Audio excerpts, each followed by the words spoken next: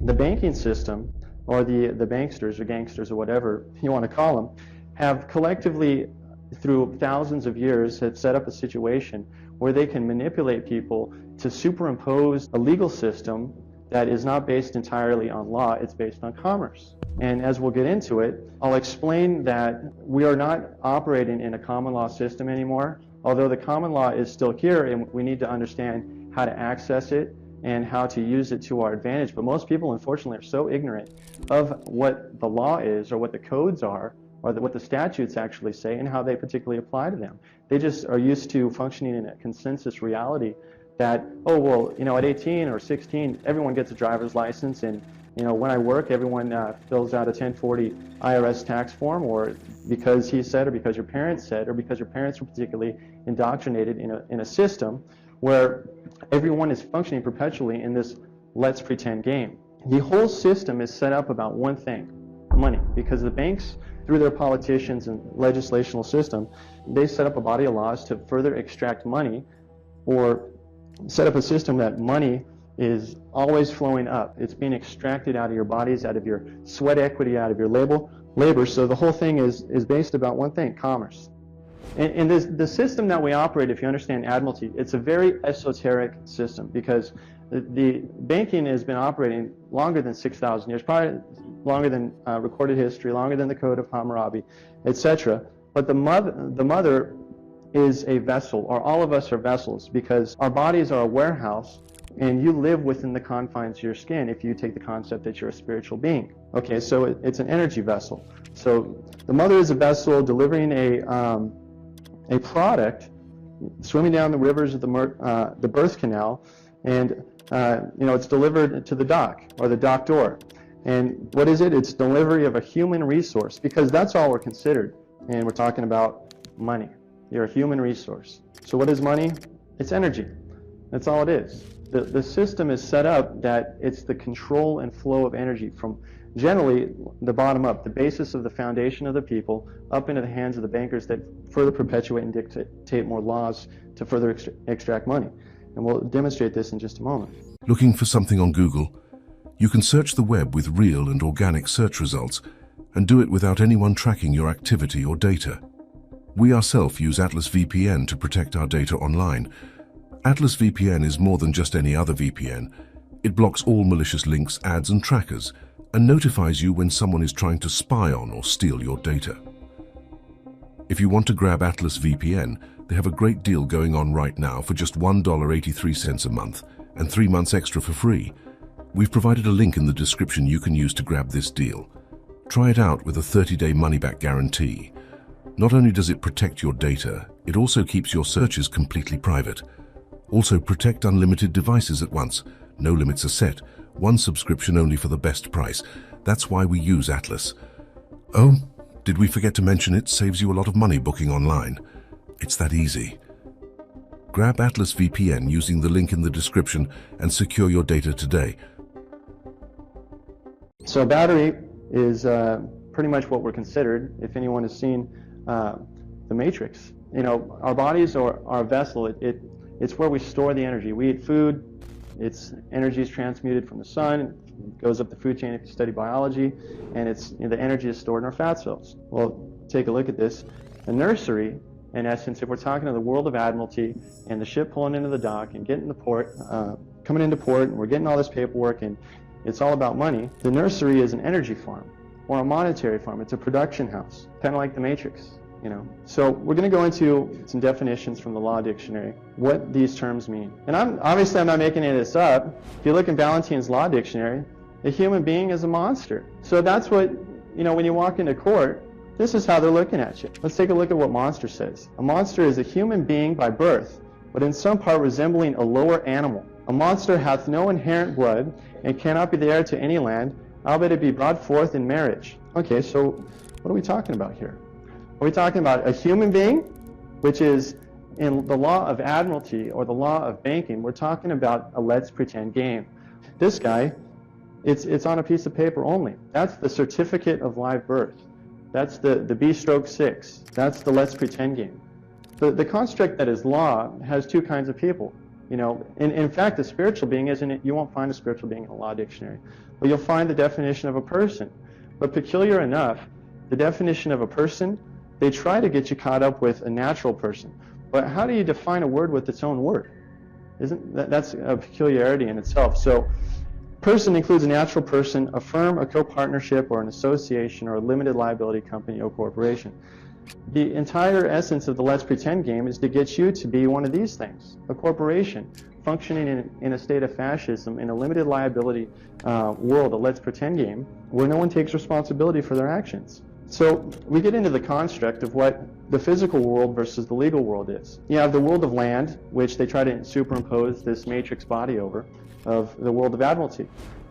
In the Constitution, which is predicated upon common law, we deal in the world of gold and silver. What happened to that, guys?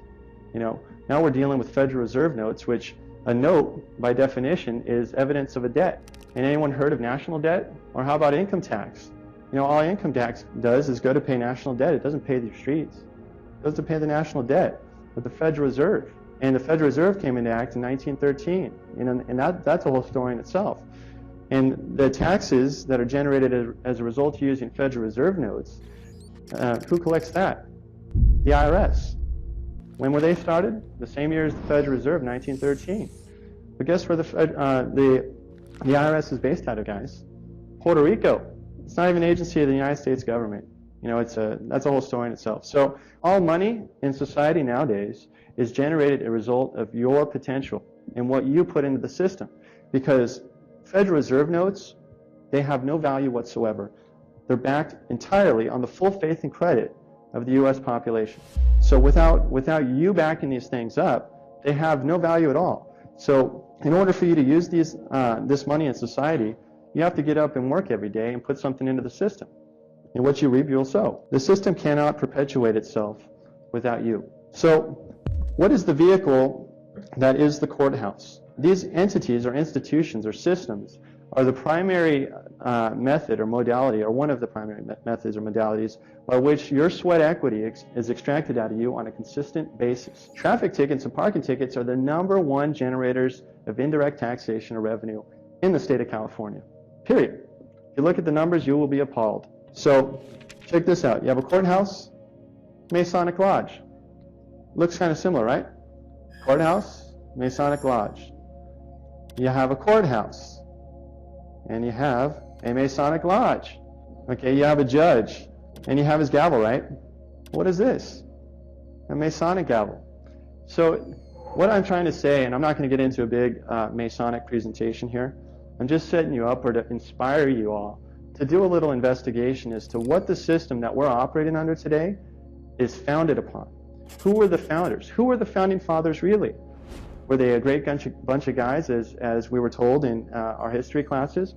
Or was there a greater plan? Was there a grand dynamic, the great work? What were they aiming to achieve?